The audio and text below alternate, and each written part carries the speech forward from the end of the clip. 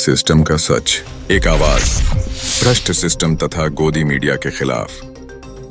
एक सबसे पहले बात मैं ये कहूँगा कि आपको मैं साधुवाद देता हूँ कि आपने एक ज्वलंत मुद्दे को उठाया है।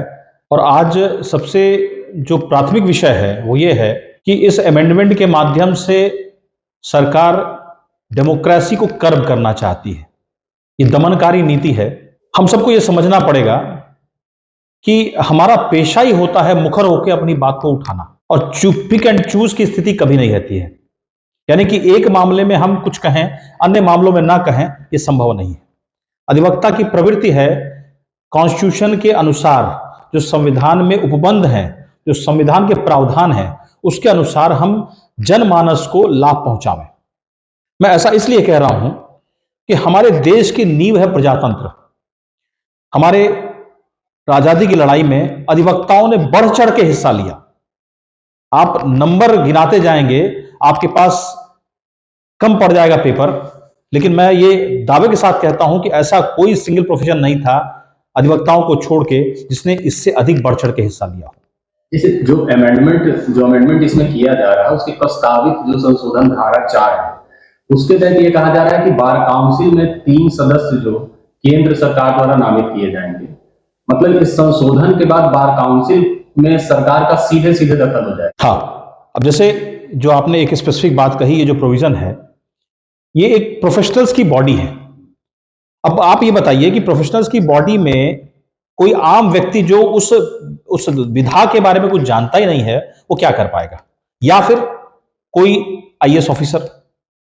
क्या आईएएस ऑफिसर होने से व्यक्ति सर्वगुण संपन्न हो जाता है, हर चीज के बारे में उसको इंट्यूशन हो जाता है? आप स्थिति बस यही है कि अपने अनुसार चीजों को नियंत्रित करना चाहते हैं और हमारी आजादी को आप कर्ब करना चाहते हैं, दमन करना चाहते हैं कि व्यक्ति कुछ बोल ना सके, उसे डर रहे कि अगर हमने कुछ बोला, और बोलना मतलब क्या, जो व्यवस्था है, हम किसी पार्टी के नहीं है, ऐसा नहीं है कि हम किसी के विरोध में है, सरकार के विरोध में है, लेकिन हम सत्य को जनता के सामने, जनता के बीच में रखते हैं। अगर इस अमेंडमेंट के बाद तो केंद्र सरकार का सीधा दखल हो जाएगा बार काउंसिल में, और सीधे सीधे वो बार काउंसिल को दिशा निर्देश दे पाएगा, जो कि अब तक नहीं होता रहा है। तो इससे आप लोग को क्या समझते हैं, क्या नुकसान हो सकता है इसमें जब सीधा दखल होगा? यही बेसिक बात यही है कि जो हमारा इंडिपेंडेंस है वो खत्म हो जाएगा, और जिस दिन इंडिपेंडेंस खत्म हो गया तो सरकार यानी व्यवस्था, मैं अमुक पार्टी की बात नहीं कर रहा हूं, कोई भी व्यवस्था होगी, अगर उसका कोई गलत कदम होगा तो उसके खिलाफ हम बोल नहीं पाएंगे। इसलिए नहीं बोल पाएंगे कि हमें यह पता होगा कि अगर उनके मानकों के विपरीत हमने कुछ कहा तो हमारे खिलाफ एक्शन हो जाएगा, हमारा लाइसेंस निरस्त हो जाएगा, हमारा वजूद खत्म हो जाएगा। अब ये बताइए कि 30 साल की प्रैक्टिस, यानी लगभग 60 साल की उम्र, 55 साल की उम्र में अगर कोई व्यक्ति व्यवस्था के खिलाफ बोलता है, यानी अगर कहीं इनजस्टिस हो रहा है, उसके खिलाफ हम बोलते हैं और हमारा लाइसेंस निरस्त होगा, तो हम कहां जाएंगे? तो अगर ये बताइए कि जैसे अभी कानपुर के कमिश्नर साहब ने लगभग 300 दागी वकीलों की सूची तैयार करके बार काउंसिल को भेजी है, वो बताया जा रहा है कि लखनऊ हाईकोर्ट का निर्देश था। तो ये दागी हो गए, यानी दागी का सेंस ऐसा कि जिनके ऊपर मुकदमे दर्ज हैं। तो अगर मुकदमे दर्ज होना, अगर बार की सदस्यता के लिए, अगर बार की सदस्यता है आपकी और मुकदमे दर्ज है और आपको हटा दिया जाता है, तो हम कह रहे हैं कि यहाँ पे समानता कहाँ रह जाएगी? जिन पुलिस वालों पे मुकदमे दर्ज है, क्या उनको नौकरी से हटा दिया गया है? देखिए, यहां तो बड़ा रोचक विषय है।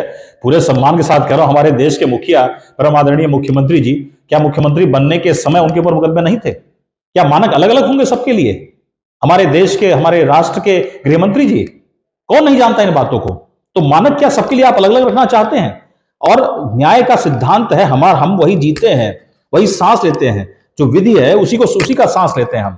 न्याय का सिद्धांत है कि जब तक कोई दोष सिद्ध नहीं होता है, कन्विक्टेड नहीं होता, तब तक वो एक्यूज रहता है, प्रपोज्ड एक्यूज होता है। तो सिर्फ मुकदमे लिख जाने से, हम कभी ये नहीं कहते हैं कि अगर कोई अपराधी है तो वो अधिवक्ता बन गया, हम खुद इसका विरोध करेंगे, लेकिन मात्र मुकदमा लिखना क्या अपराधी होने के लिए सवाल ही नहीं है, सवाल ही नहीं है। वही मैं कहना चाहता हूं, न्याय का सिद्धांत यही है कि जब तक आप कन्विक्टेड नहीं होते हैं, दोष सिद्ध नहीं होते, सजायाफ्ता नहीं होते हैं, तब तक आप एक्यूज रहते हैं। एक्यूज मतलब किसी का भी नाम मुकदमे में डाल दिया, XYZ, कोई भी पुलिस ने, क्या पुलिस सर्वोपरि एजेंसी है? अगर पुलिस एजेंसी होती तो न्यायालय की जरूरत कहां होती?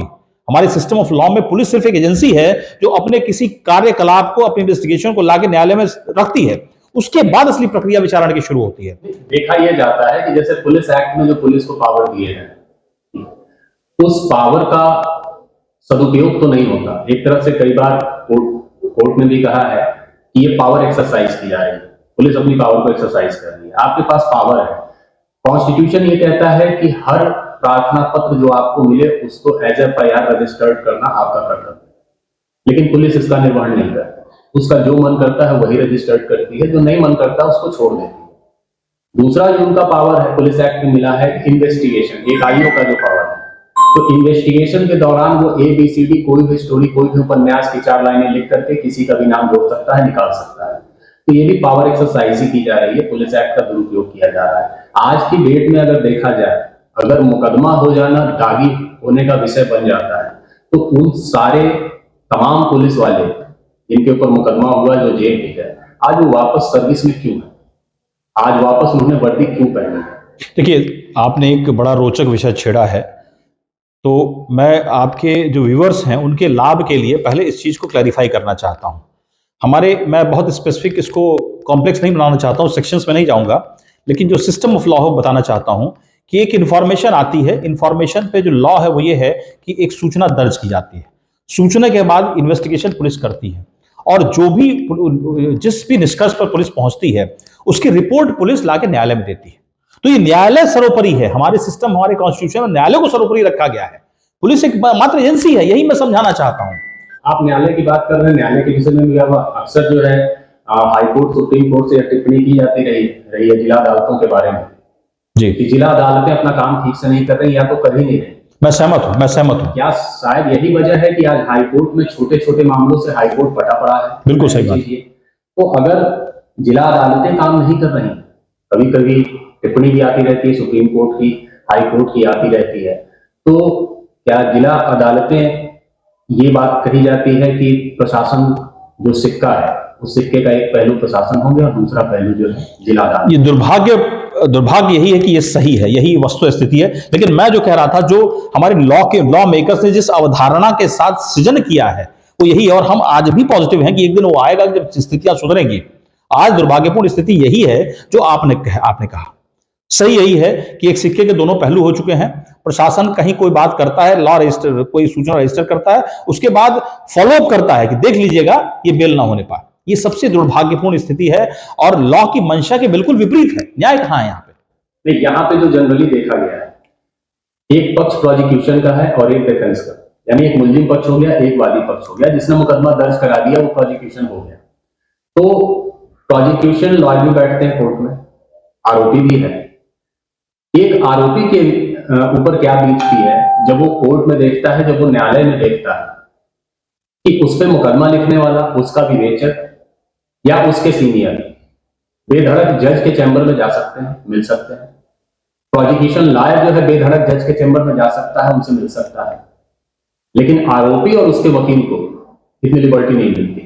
तो ये जो एक आरोपी देखता है तो उसके दिल पे क्या बीतती होगी, वो न्याय की क्या धारणा उसके अंदर आती होगी, न्याय व्यवस्था के प्रति उसके मन में क्या चलता होगा, कैसा द्वंद होगा?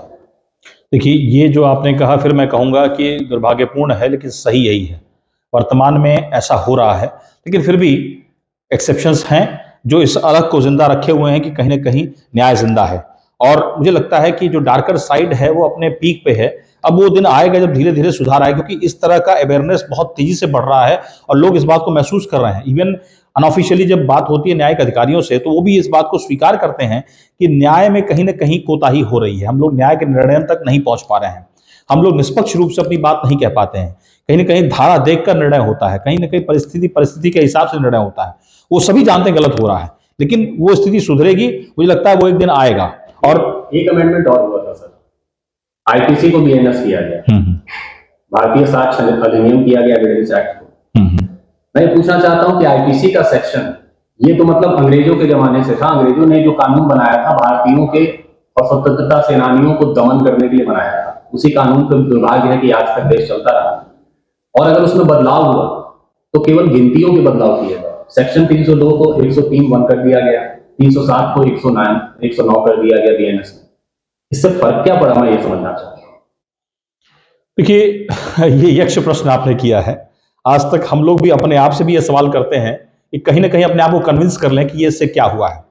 मैं इस पे ये कहना चाहता हूं कि उदाहरण के लिए मान लीजिए, अगर आप विरासत को इस तरह से ही बात करेंगे तो लाल किले को गिरा दीजिए, एक मॉडर्न कोई मॉन्यूमेंट बनाइए, या आप नहीं कर सकते हैं। इस देश में भले अंग्रेजों ने बनाया था, लेकिन वो इस देश में बना था, इस देश की रिक्वायरमेंट के हिसाब से बना था, इस देश को स्टडी करके बना था।